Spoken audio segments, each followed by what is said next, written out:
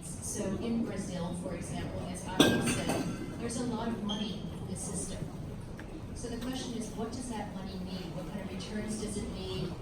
And what kind of transactions does it need?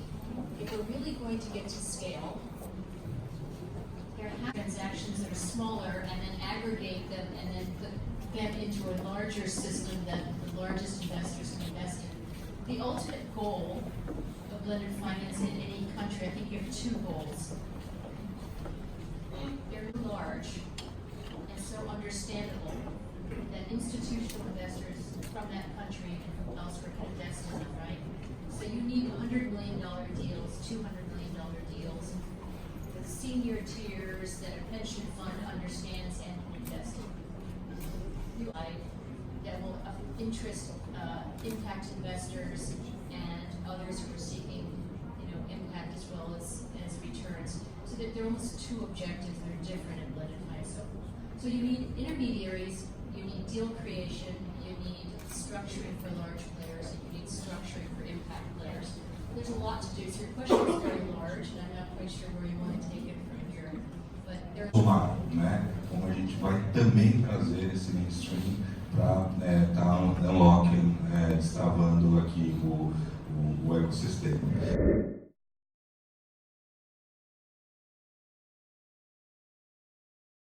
Vários modelos, né? A forma que a gente regula está sendo alterada, a forma que a tecnologia também provê os serviços financeiros e a forma pela qual os próprios instrumentos, não necessariamente envolvendo tecnologia, estão sendo desenhados para atingir diferentes objetivos.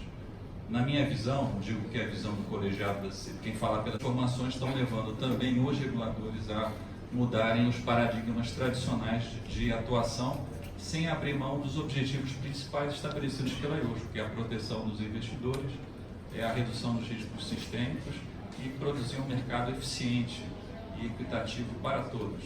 É um instrumento, e a gente descobre isso cada vez mais, se os investidores são lesados, se os riscos não são só de mercado, se as informações não são claras, no final do dia, seja qual for o instrumento, seja qual for o objetivo, as pessoas vão ao Estado e reclamam, olha, eu estou aqui atuando como investidor, enfim, como participante, e, enfim, os meus direitos foram violados. Então, profissionais, da completa igualdade, né, de uma norma e a sua aplicação de forma uniforme a todas as soluções, isso está sendo repensado para, de fato, tratar desigualmente os desiguais, especialmente em considerações de competitividade, né? Porque muitas vezes essas normas tornam difícil a entrada de novos participantes, especialmente em mercados concentrados, ou pelo menos que se fala que são concentrados como o mercado de capitais brasileiro. Está em audiência pública, comentem, mandem sugestões. A norma tem dois aspectos interessantes que eu queria compartilhar com vocês, que podem compartilhar dos reguladores. Diferente do Reino Unido, onde a FCA é um regulador de condutas, da Austrália, onde a ASIC é um regulador de condutas unificada, a nossa regulação brasileira é setorial, são 4 reguladores. Então ficaria muito difícil se os reguladores abrirem sandboxes que não conversem, que não compartilhem. Então isso está previsto uma atuação conjunta dos reguladores, o que é uma novidade, porque até hoje, pelo menos no mercado de capitais, desde 76, o registro da CVM é o registro da CVM, o do Banco Central do Banco Central, e agora os aplicativos, enfim, as fintechs, e aí inclusive se forem distribuir produtos de impacto, elas vão eventualmente contar com registros simultâneos através de sandbox compartilhados entre os reguladores. Essa é uma inovação importante. E também, não sabemos como vai ficar, a possibilidade de ter registros conjuntos com reguladores estrangeiros. Então, a CVM integra a GFIN, que é a Global Financial Innovation Network, liderada pela FCA no Reino Unido. Nós somos o único regulador da América Latina, no momento, que integra. E essa é uma rede de sandboxes. Então, já começaram alguns testes, cross-border testing, de registros simultâneos. E isso, se avançar, a nossa norma já prevê que a gente participe. Então, eventualmente, uma fintech brasileira poderia participar de um teste que outros reguladores participassem e ela receber autorização e distribuir mais no mercado. A realidade do do país que precisa de 1,3 trilhão de dólares de investimento até 2030 para infraestrutura sustentável, com necessidades gigantescas, e basta ver as nossas cidades, e isso clama por uma solução tendo se esgotado o modelo fiscal, então cada vez mais investimento privado. Esse fluxo, e por isso também a gente lançou o Laboratório de Inovação Financeira. Então, é claro que a mesma questão pode ser vista sob diferentes perspectivas, uma perspectiva, por exemplo, de climate change, uma perspectiva que nós temos também. Mas o nosso papel é, basicamente, fazer o mercado de capitais se desenvolver.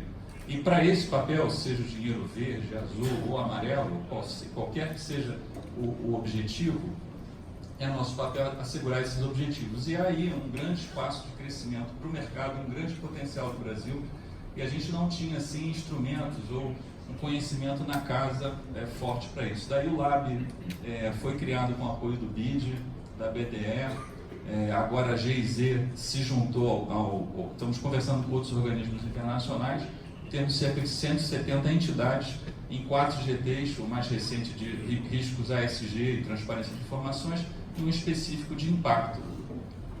E foi muito bom para a gente. As soluções que estão sendo discutidas lá podem sim encontrar soluções tecnológicas que permitam aí os investidores de fato terem acesso a diferentes oportunidades de investimento. Uma pesquisa que a gente fez, a CVM, com mais de 1.000 investidores e 22 entrevistas em profundidade, 90% de forma que queriam investir, mas saber que teria um impacto social também.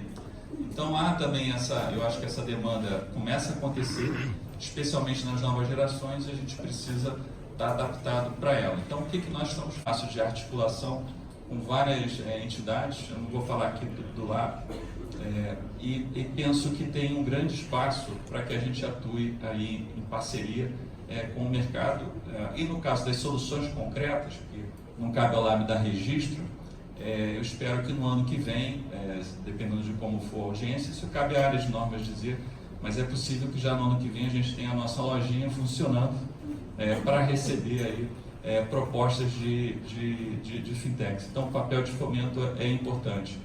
E aí eu queria agradecer publicamente aqui a Dynamo, aliás a todos do Lab, mas a Dynamo, porque nós tivemos um workshop interno lá na CVM com várias áreas técnicas, então registro de ofertas públicas que fiscalizam, para apresentar os modelos e para conversar os técnicos, porque a nossa tendência também é dizer não, porque o regulador tem que ser prudente, mas ao mesmo tempo aberto à inovação. Então nesse equilíbrio, a informação, o conhecimento é absolutamente importante para que a gente também internamente mude o nosso mindset. Então o que eu posso dizer, com as ressalvas que já fiz, de que não falo estritamente em nome da CVM, é que a gente está aberto a novos participantes do Lab e a quem quiser trazer inovações, especialmente na área de Blended Finance, para que sejam implementadas, estudadas, e o que a gente puder ajudar, a gente está lá para isso. Temos um lab,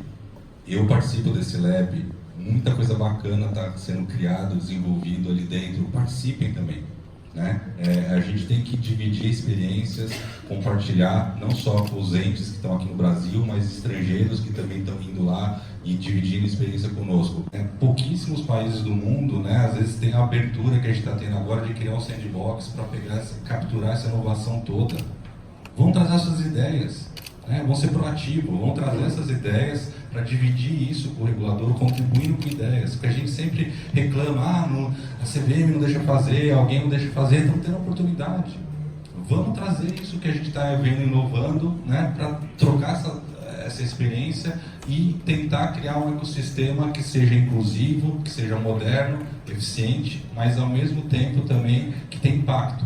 Né? Então acho que é isso que a gente está vendo brasileiro, mas tem outros players de desenvolvimento multilaterais. Que realmente, conforme o Marco fez na apresentação dele, é possível, né, fazer. Eu acho que a gente tem um caso ali que ele mostrou, que é um caso típico para um banco de desenvolvimento estar apoiando, sem dúvida, né? E não adianta fazer um projeto apenas filantrópico, ele tem que ser sustentável do ponto de vista financeiro. Então ele pode começar com mais grant, né, de uma forma com mais subsídio, mas ele precisa buscar sustentabilidade. Então acho que um pouco foi essa visão, né? Eu saí do banco tem um mês, o ambiental de governança para o centro da estrutura dos projetos. E muitas vezes não é falta de dinheiro, na maioria das vezes não é falta de dinheiro.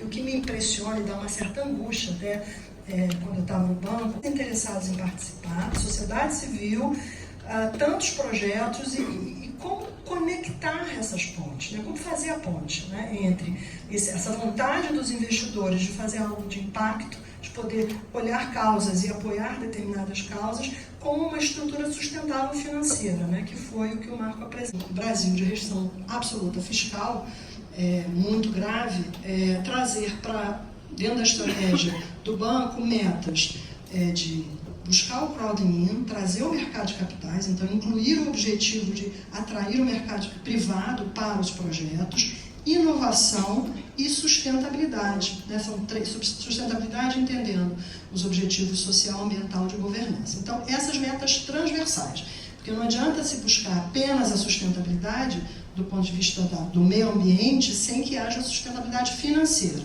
Então, a minha função no banco, o desinvestimento do banco em projetos já maduros, né, como acho que a maioria deve ter visto, né, e é o objetivo do banco, sair da participação em equity de empresas maduras que já têm o mercado de capitais para financiar. Então, a gente é muito boa, porque, obviamente, você faz o investimento, no momento do investimento tem que ter essas externalidades presentes, mas na saída também é importante, com dinheiro público, que haja rentabilidade, o retorno para a sociedade daqueles recursos. Então, o momento da saída, ele deve também considerar a oportunidade dentro do mercado também lucrativo. São vários... Não existe one size fits all, não tem um para todos, você tem que identificar os diversos bolsos. E o nosso foco foi exatamente onde o maior bolso que eram os fundos de pensão, que num contexto de alta taxa de juros, estão numa situação estável, espero que fiquem cada vez menos confortáveis para bater meta atuarial, aplicando em títulos públicos. Então, eu tive muitas conversas com seguradoras, fundos de pensão, o que se precisa, o que falta, qual é a tua dificuldade, o que o banco pode trazer, conectar, investir e criar mercado, que tipo de mercado, de instrumento a gente pode criar. E aí, várias iniciativas, mas uma delas que eu acho interessante, investimentos pequenos, porque são grandes, então realmente o ticket tem que ser relevante. Eles recentemente passaram por uma situação complexa aí, no que diz respeito a operações que foram questionadas pela Previc, pelos órgãos do Ministério Público, Polícia Federal, etc. Então tem muito receio de fazer investimentos que possam ter algum tipo de questionamento, alguma falha na sua estrutura, não tem equipe para tal, então a questão técnica, da capacidade, qualidade técnica do projeto para eles é importante. Então, ticket, basicamente isso, e poder ter nos projetos a governança, ou seja, a transparência e a prestação de contas que eles precisam dar para os seus participantes. Fizemos uma chamada pública, porque o banco público também precisa observar o princípio da impessoalidade, eu não posso escolher, eu gosto de você como gestor, eu não posso escolher um gestor, eu preciso mostrar para a sociedade que a escolha foi com base em elementos qualitativos, objetivos, e a partir de uma chamada pública fizemos, a ideia era fazer um fundo, um FDIC, para investir em debêntures de infraestrutura, debêntures de energia renovável. Então foi um fundo que nós fizemos uma chamada pública, o BNDES se propôs a investir até 50%, e ao final escolhemos um gestor. E a parte desse processo foi buscar os fundos de pensão para justamente que pudesse esclarecer aos fundos que os receios que eles tinham estavam tratados no estatuto, no regulamento do fundo. E a partir dali, o mais interessante é que o fundo saiu, o BNDES ficou com um pouco menos de 50%, vou alocar recursos, eu estou com o dinheiro queimando na minha mão. Então, eu falei, olha, meu sonho, e estava em andamento, fazer um fundo de saneamento.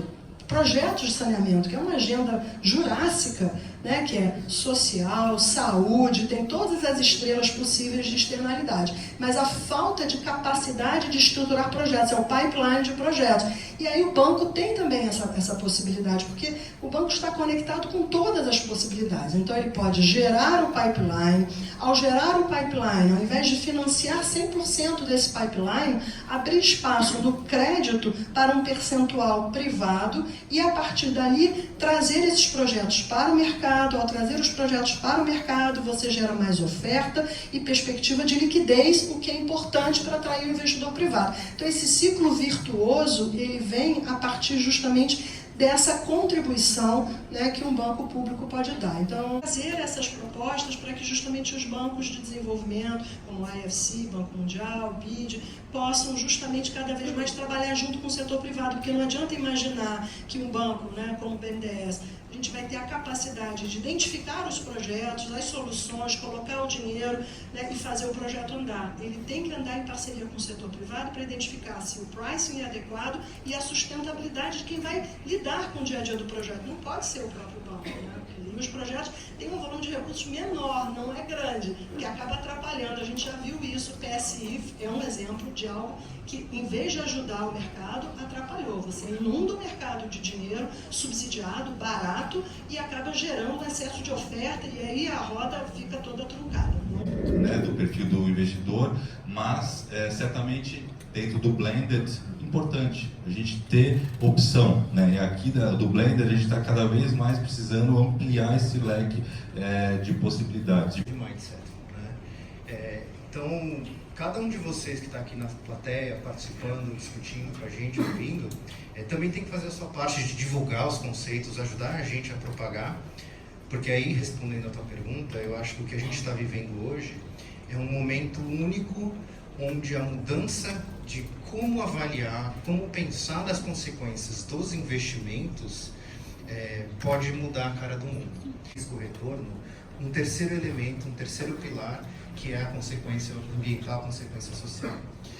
Enquanto esse terceiro pilar não se tornar uma regra de prospecção, de análise, de se levar em conta que toda opção, todo investimento gera uma externalidade, a gente não vai conseguir sair do lugar.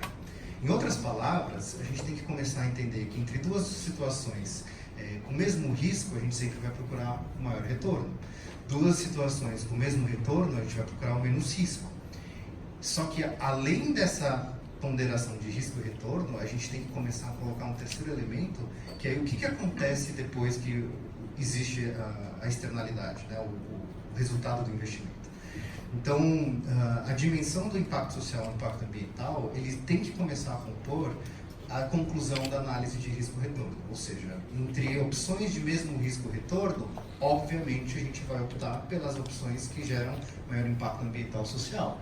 Impactos são tratados como uma categoria à parte de investimentos, quando na verdade deveria ser trazido como uma forma nova de se pensar qualquer tipo de investimentos. E aí a inovação nos instrumentos é basicamente como adequar uma nova realidade de avaliação de oportunidades dentro do dia a dia dos operadores de dinheiro, né? O que a gente sente na prática é que essas consequências ambientais e sociais, elas vêm crescendo de importância ao longo do tempo. Outros países já têm regras muito claras e objetivas de como mensurar impacto ambiental, impacto social.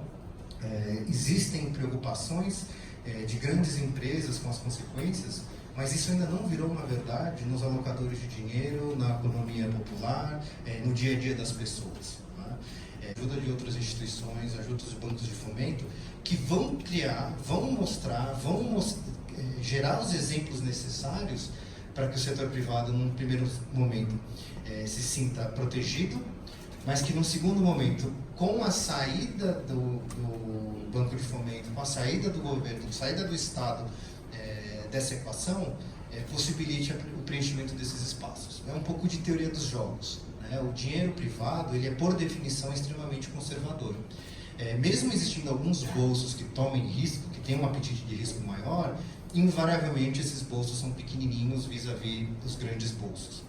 Então, como, por exemplo, o exemplo israelense, né, de como a intervenção estatal criou um mercado de inovação e venture capital, a gente pode aplicar a mesma forma de atuação do governo para outras realidades, inclusive para mudar o paradigma dos investimentos hoje, que não são tratados como impacto, não levam em consideração as consequências ambientais e sociais, para investimentos que vão ter esse tipo de ponderação, né? Então, isso só vai acontecer a partir do momento que o beneficiário final, o objeto final, seja a empresa que recebe o dinheiro, seja os stakeholders que estão de alguma forma envolvidos na criação desse produto, consigam sim mostrar para a sociedade, mostrar para terceiros, com bons exemplos, que essas consequências não só são importantes, mas elas são positivas, né? E a gente não pode mensurar esse lado positivo somente com a questão financeira. Então, longe de mim quem são os conceitos e ajudar quem possa ter interesse ou tenha alguma ideia de como executar isso. Obviamente, acho que nunca uma questão tão abrangente vai ser uma atuação pontual, específica, uma política pública única, mas uma construção que tem que ir crescendo e aumentando de prioridade na vida das pessoas. Com as consequências globais das minhas decisões, isso tem que acabar, né? Toda forma de atuação, mesmo a omissão, tem consequência social-ambiental, tem consequência econômica e tem consequência para a sociedade. You have two transactions, and in one case there's an externality, and nobody's picking that up. Instead of leaving that aside, which is an inaction, which has a consequence, think about who your partner could be who will pay for that externality. Take that transaction to somebody that is in the impact field or is in the donor community and will potentially help you structure a transaction where somebody pays for that as well. You have an amazing ability in the VC and the PE community to structure. So remember, there are three flavors of capital, not two. It's not debt and equity, it's debt, equity, and concessional money that is buying impact. So where you see a potential impact that's external, figure out how to internalize it. And for the BNDESs of the world, there are some amazing things happening in your community. I mean, African Development Bank took some of its balance sheet, securitized it, blended it so that the risk reward was correct, and floated that as a product in the market. You have a balance sheet full of assets that are in water, in education, in tough sectors. These are things that the private sector would not have invested in originally in greenfield mode, but if you can package, and IFC did a transaction, MCPP, which was like that.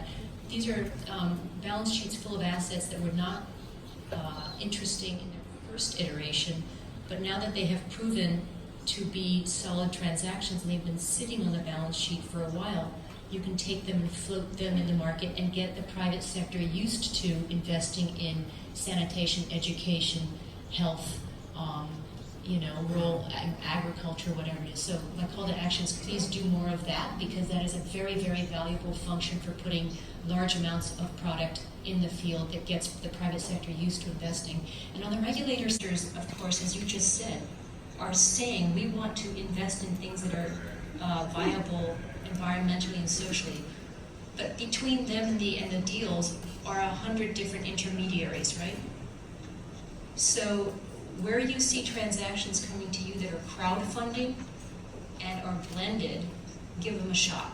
Don't turn them down immediately trying to protect the individual investor at all costs. Ask whether the blend potentially does that. So be ready for those transactions that are coming in. Thank you. Intencionalidade, seja no lado do investidor, do regulador, do mercado, das empresas, enfim, de quem todo mundo que tenha para ter essa intentionality, né? Isso ainda acaba sendo muito restrito. O que a gente está precisando é disseminar essa intencionalidade para poder escalar mais o mercado e as oportunidades. E isso que o Humberto estava falando, invistam olhando impacto, né? Assim, é inconcebível isso. E eu diria até mais. Eu acho que esse mundo nós já estamos começando, só que existe uma semente, né, que ela está germinando e cada vez mais despertando esse awareness. Eu acho. E aí eu volto a uma pergunta para você, Vasco. O importante do regulador não é só regulação, enforcement, Fomento tem, ao dar a direção, o mercado se movimenta, a sociedade se movimenta, é um efeito que a gente percebe, não é nada no sentido paternalístico, não é nada no sentido, enfim, não democrático, mas na verdade o regulador, quando começa a apontar que entende algo relevante e começa a atuar naquele sentido, ele é um stakeholder importante para mudar as percepções. Penso que a parte de educação é fundamental, educação financeira, e a IOSCO tem uma World Investor Week que alcança 85 jurisdições, foi uma proposta até da CVM, agora em 30 de setembro, e nessa semana a gente vai fazer vários eventos de finanças sustentáveis, de impacto. No Brasil, a World Investor Week vai ser verde, ou social, enfim, sustentável, com várias ações, com participantes de mercado. O Lab é um espaço de articulação para a gente aprender que a gente precisa mudar o mindset e, concretamente falando agora, em instrumentos. Claramente, isso foi a discussão no GT de títulos de impacto para esse próximo ciclo. Claramente, aí um gap de entre 10 milhões e 300 milhões. Então, a gente vai estudar isso sob duas perspectivas, até como a Joana falou. Especialmente aquelas transações maiores. Há discussões da CVM aumentar os limites, mas também acho que há uma impressão de que há um espaço para a fintech atuar muito aí. E aí a tokenização, enfim, novos instrumentos.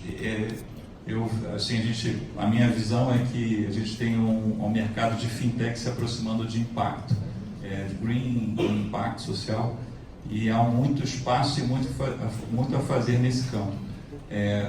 Eu não posso falar os nomes, evidentemente, mas eu particularmente lá tive várias reuniões com fintechs querendo fazer novos instrumentos e enfim, ou ver como isso encaixava no sandbox, ou se na verdade é pelo caminho tradicional da dispensa de requisitos.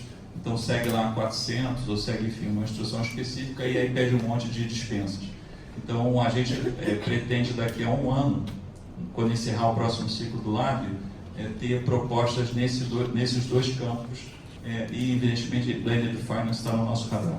A gente está trazendo diferentes atores e volta a insistir também do componente internacional, né? Você que esteve lá no banco escutando muito investidor, né, internacional. Isso para esse público investidor, né? Esses elementos, eu diria assim que no contexto, né, de uma economia de migração, na hora de fazer o fluxo de caixa descontado do projeto, uma perspectiva de ruptura, isso pode gerar uma perda para o seu projeto. Então, ou seja, isso do ponto de vista que não é apenas a gente brinca de abraçar a árvore, não é nada disso, não. É no interesse da própria empresa incorporar a perspectiva do seu mercado acabar. Então, se você não incorporar isso e não fizer algo contra isso, você pode ter um mau negócio no seu projeto. E a maneira que a gente pode interferir nisso. Então, o que o banco, né, o que cabe ao banco, o que o banco pode fazer? A não ser, além de ter a discussão com esses diversos, vamos dizer assim, do advocacy, né, com os órgãos de controle, com o judiciário, com o que quer que seja, para mostrar que determinadas decisões podem gerar algum tipo de disrupção ou preocupação do ponto de vista dos investidores, eu diria que o fato, e isso também foi discutido pela Convergência na manhã, é o fato do banco entender o projeto, porque tem uma equipe técnica extremamente qualificada para projetos de infraestrutura na essência, principalmente. Então, o fato do banco fazer a sua análise técnica e participar do projeto é uma forma de mostrar que aquilo ali tem um certo carimbo de que o projeto foi bem estruturado e que o banco vai também ajudar na observância das boas práticas dentro do projeto. Então, eu diria que esse é um elemento que, dentro do que cabe a um banco de desenvolvimento, uma vez participando do projeto, isso, ex ante, né, antes de entrar no projeto, é justamente garantir para que os regulamentos possam ser tratados colocando o gestor, no caso dos fundos, ou dentro dos estatutos com as empresas, necessariamente incluam essa preocupação com a boa governança. Porque a gente lembrar aqui que quando surgiu o novo mercado, o banco foi fundamental na criação do novo mercado. Ele pegou uma das empresas do seu portfólio que precisava melhorar a governança e buscar o mercado, empurrou literalmente a empresa para o mercado. Hoje, o novo mercado é uma realidade. Eu não sei, assim, para investir numa empresa aberta, que não esteja no novo mercado, eu vou perguntar para Tem que ter um motivo muito forte para isso. Então, eu acho que não seja apenas um nicho, ela tem que fazer parte do novo normal, como você disse, né? E acho que é papel do banco ajudar, né, dos bancos, né, de desenvolvimento, ajudar na questão cultural. Porque quando temos um problema, nós já vimos alguns, a empresa some, crise de derivativos, barragem, que estoura, e coisas do gênero, que obviamente a gente vai aprendendo como a mitigação de riscos, né, que é o intangível, é fundamental. E só vai ser feito isso, com todos nós cobrando, consumidores, investidores, a sociedade como um todo, cobrando e de olho para que todos andem corretamente e, ex ante, né, tenham essa estratégia de preocupação com os riscos. A gente tem que ser mais previsível. Ou seja, a gente tem que ter uma economia mais estável, uma política mais estável. Em última análise, o que a gente tem hoje é um excesso de novidade para o estrangeiro, assim, numa base de tempo muito curta. A cada 2, 3 meses tem uma manchete internacional de algum escândalo novo no Brasil, de algum problema novo, de alguma catástrofe ambiental, né? E infelizmente a mídia internacional brasileira, em qualquer lugar do mundo, ela é muito mais orientada a notícias ruins do que a notícias boas, né? Então, enquanto esse modelo de notícia persistir, o que a gente pode ter certeza é que tudo que der errado vai ser muito bem e amplamente divulgado internacionalmente. Então, como que a gente faz para compensar essa percepção das coisas ruins? Eu estou aberto a sugestões, mas no fim é isso. O problema todo é esse, aqui só chega lá notícia ruim e chega o tempo todo. A mensagem da intencionalidade fica a mensagem de o que ainda muito a ser criado, muito a ser desenvolvido. O ecossistema está aqui, vocês são parte deles e responsável por eles. Mãos à obra. Obrigado.